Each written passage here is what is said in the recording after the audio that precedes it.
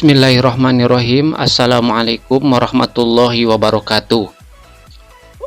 Oke, pada video ini kita akan bahas solusinya, bagaimana cara mengatasi kuota yang boros untuk mengerjakan tugas Kolotibablo. Nah, tentang ukuran kuota sudah saya jelaskan pada video sebelumnya.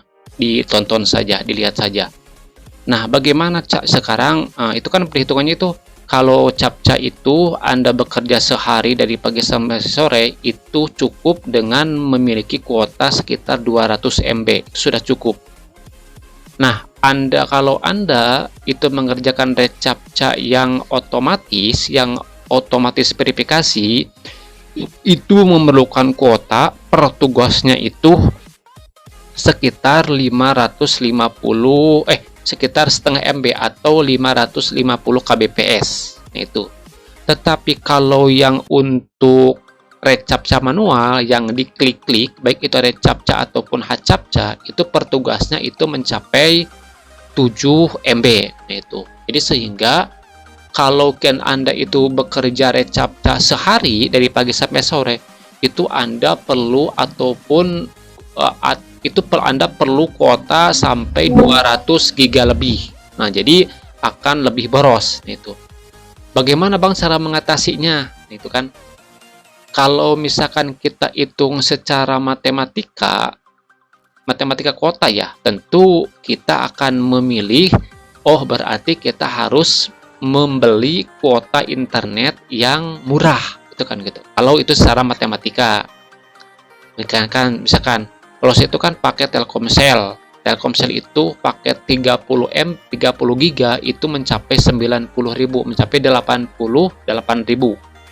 Tapi kalau beli Tri itu hanya cukup 60.000, berarti perbedaannya jauh 20.000. Berarti logika matematikanya kalau ingin hemat berarti saya harus beli Tri, kan lebih hemat. Nah, oke. Tapi atau ada bahkan lain yang kuotanya hemat juga seperti Aksi, itu kan hemat. M3 itu kan lebih hemat daripada Telkomsel. Tapi ingat, saran saya Anda jangan terlalu terfokus terhadap kuotanya. Tetapi Anda juga harus memikirkan hasilnya. Hasilnya gini. Apakah kecepatan internet tersebut cukup memadai atau cukup stabil untuk membuka tugas daripada Kolotibablo? Nah, gitu.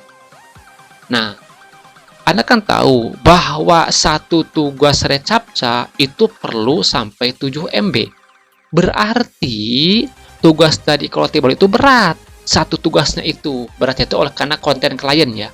Saya juga udah jelaskan di video sebelumnya.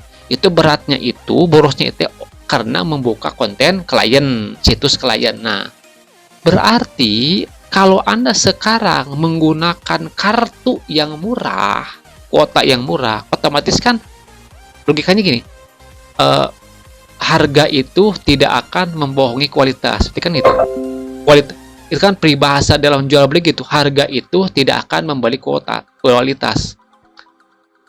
Kuota ini mahal karena pasti kualitasnya bagus. Nah, itu karena biasanya kita beri bahasanya itu. Nah, ketika Anda sekarang beralih kepada kuota yang lebih murah, kemungkinan besar berarti kualitas kecepatannya itu berarti berkurang. Nah, saya khawatirkan Anda tadinya itu semangat karena kuotanya lebih murah, tapi ternyata hasilnya ketika dipakai internet itu tidak memadai, alias tidak sanggup membuka tugas di Kolotibablo dengan stabil, dengan lancar.